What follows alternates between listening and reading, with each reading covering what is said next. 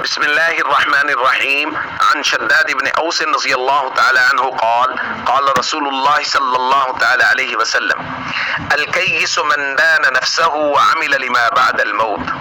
رواہ الترمذی. نبی کریم صلی اللہ علیہ وسلم نے ارشاد فرمایا عقل مند انسان وہ ہے جو اپنے نفس کو پہچانے اور موت کے بعد آنے والی زندگی کے لیے عمل کرے۔ دوستو، نفس اور شیطان انسان کے دشمن ہیں اور وہ ہمیشہ اس کوشش میں لگے ہوئے ہیں کہ انسان اعمال آخرت سے غافل ہو جائے، فرائض اور ارکان اسلام سے دور ہو جائے اور اللہ اور اس کے رسول کے احکام کو پس پشت ڈال دے۔ جبکہ قرآن کریم میں کہا گیا ہے ان الشیطان لکم عدو فاتخذوہ عدوا، کہ شیطان تمہارا دشمن ہے اور اس کو اپنا دشمن سمجھو، اس کے ورغلانے میں، اس کے وساوس ڈالنے میں تم اس کا شکار مت بنو۔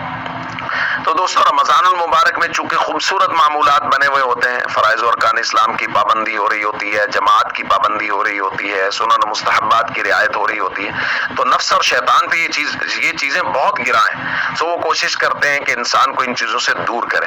تو اس کے لیے ان کا طریقہ واردات یہ ہے کہ وہ پہلے چھوٹی چیز سے شروع کرتے ہیں، یار یہ سنت غیر مؤکدہ ہی تو ہے، کوئی بات نہیں، اچھا پھر آہستہ آہستہ سنت غیر مؤکدہ چھوٹ گئی تو وہ کہے گا سنت ہی تو ہے، مؤکدہ پہ بھی وہ ضرب لگائے گا کہ سنت ہی تو ہے، کون سا فرض ہے۔ اس سے دور نکل گئے تو اب وہ کوشش کر کے انسان کو فرض سے بھی دور کرتا ہے۔ اس لیے ہمیں ان کی شرارتوں کا طریقہ کار پہچاننا ہے اور ہم نے پہرا دینا ہے ان اعمال پہ جو ہمارے خوبصورت رمضان میں بن چکے ہیں۔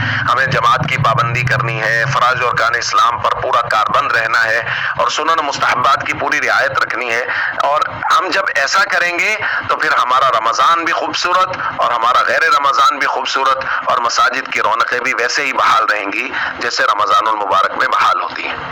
السلام علیکم ورحمۃ اللہ وبرکاتہ۔